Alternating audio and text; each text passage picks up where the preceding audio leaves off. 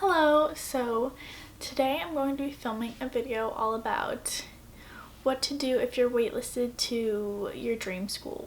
Okay, so I basically wanted to film this video because when I found out that I was waitlisted, didn't even know what that meant. I hadn't even thought that that was like an option that would even happen. I thought it was like you're either accepted or you're rejected. I don't know, no one ever told me that waitlisted was a thing. I wasn't really very educated on the whole college stuff because I only applied to one school. So pretty much the first thing I did was I kind of like looked it up online, and I like went on YouTube and I searched like videos hoping to find like people sharing their experience and like saying what they did, and I was hoping to find like success stories, which I did not find at all. The few videos that I found about being waitlisted and what to do all pretty much ended with, you're not gonna get in, go to your number 2 school, give up, which was incredibly discouraging and really like did not make me feel good about the whole situation. So I kind of wanted to share like a success story of being waitlisted and kind of share what I did that apparently helped me get in. Okay, so I got the letter. It was a small envelope and I immediately thought I was rejected, obviously, and then it said waitlisted. And in the letter it had clear instructions. I don't have the letter with me, otherwise I would read it, but along the lines it was like, you're waitlisted, we don't have enough room at the school. If you are still interested in attending, please send an email to like, I think admissions. Send a letter to admissions like stating your name and saying, yes, I am still interested in attending the Fashion Institute of Technology for fashion design, and like put your name and like your student ID number and say that you're still interested. So obviously I immediately sent that email. So the next day I called the admissions office, just because I didn't really know what this meant, so I needed to find out more information about it. So I called and I think I asked like what exactly does this mean? Can I still be accepted, and about when will I find out if I am accepted or not? So I got the letter that I was waitlisted. I got that April 1st, and then I asked them if I'm accepted off of the wait list, about when will I know, and they told me that it could be as soon as a month or probably as late into June, July, and up until school starts, because from those times is when people are going to be like, you know, deciding if they do want to go to that school or not. So that was the time frame that they told me. They told me that most likely around June, July is when I would be hearing.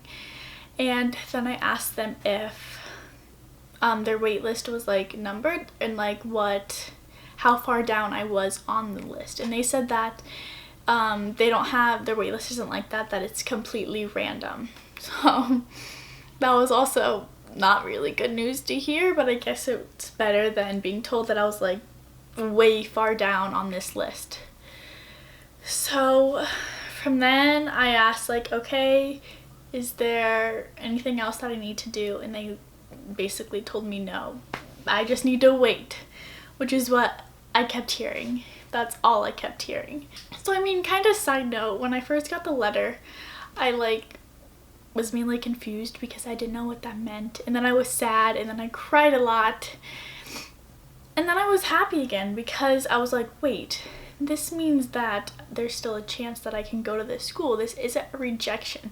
And that's kind of what I just focused on. I focused on the positive, and I focused on, I'm still gonna get into this school. Like, this isn't a no, I'm still gonna go to this school. But so I definitely stayed positive, and that was like the last time that I was upset about it. Once I like clicked that you can still get into this school, and then it was kind of like, I'm gonna do everything I can in my power to like increase my chances of getting accepted off the wait list. So honestly, I think that was super helpful, because if you get that, then you can either feel like really upset and angry about it and sad, and obviously, you know, I'm big believer of what you put out is what you get back. So I was trying to stay super positive about it, and I was determined to do everything in my power to get me into the school. So from there, I decided, I think I might have read this online somewhere, I was gonna send like a physical letter to the school letting them know that I was still interested. So I think I typed up a letter basically saying my name, I'm on the wait list, I'm 100% still interested, and I made sure to tell them that it was my top pick school. Let them know that if I am accepted, I am 100% going to this school, because obviously they don't want to send somebody an acceptance letter off the wait list and then them not even go to their school. So I made sure to point out that it's my top #1 school, and then I mentioned my name again and whatever, and then I sent that letter to FIT, like a physical copy. So then I also would regularly call and check in. Not too regularly though, because obviously if you're gonna bug them too much, then I feel like this was like tough for me, because obviously you want to do everything in your power to get accepted. So it's on my mind all the time. Obviously I want to like call every day and be like, hey, is there any updates with the waitlist? Like, am I accepted yet? But that's gonna drive them crazy, and it's gonna make them not accept you into their school. So you kind of have to have a good balance with waiting and then also reaching out to the school to let them know that you're still interested. And I wanted to like call like every so often and like say, hey, hello, this is Kylie Haskins, you know, because I felt like for me, I lived 7 hours away, so I couldn't actually go to FIT and like go to admissions and talk to them in person and like see them face to face, because I feel like if you do have that opportunity, then definitely take advantage of it and go down to admissions office so they can see you and, you know, kind of like put a face to the name that's just on the wait list. And I didn't have that opportunity, so I wanted to call every so often and send another letter, like a physical copy, so that they could, you know, start to like almost recognize my name, if that makes sense, since they weren't able to put like a face to the name, at least like Kylie Haskins, like, oh, okay, like if they hear that name again, then maybe it'll like ring a little bell or something, I don't know. So I would call once, like a week and a half or so would go by, and I would call again and I'd just be like, hello, this is Kylie Haskins, I'm on the wait list, I just wondered if you had any updates for me. And it was usually no, and then I'd be like, okay, thank you so much for your time, whatever. And then it also made me feel like I was doing something and I wasn't just waiting around. Yeah, so if you definitely have the opportunity to go to the school that you're waitlisted to in person, definitely do that. I think that that would benefit you a lot. But I didn't have that opportunity, so I tried to find other ways around it. Like, my mom knew a lady whose niece had gone to FIT and graduated from FIT and now works in California, and she works in the fashion industry, and she graduated from my high school and also graduated from FIT. So we reached out to her, my mom and I like messaged her asking her if she could write a letter of recommendation to FIT, or like if she had any connections still at FIT, and she was like 100% more than willing to do that. I'm not exactly sure like what the email or letter said or anything, but she said that she did that. So if you could have like, if you know of an alumni who went to FIT or somebody maybe who could write you a letter of recommendation, then I would recommend go ahead and do that.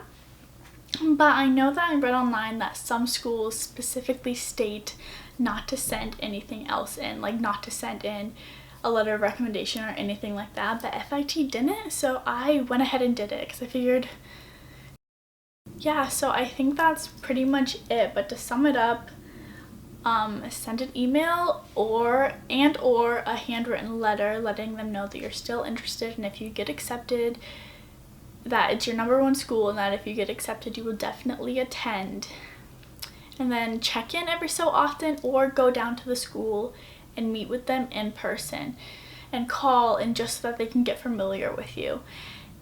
And then an alumni or somebody who could maybe write you a letter of recommendation. So those were all the things that I did, and about a month and a half later I did get an acceptance letter in the mail. So I feel like those things helped me. I don't know, that's just what I did. And above all of that, I stayed positive. I think that that's definitely important to do, because you can either sulk around and be sad, or you can be positive and try and, you know, do everything in your power to make what you want happen. So yeah, hopefully that was helpful, and hopefully now there is a video on YouTube that's not so, you know, sad and unhelpful and basically telling you to just go to your second school, because this is a success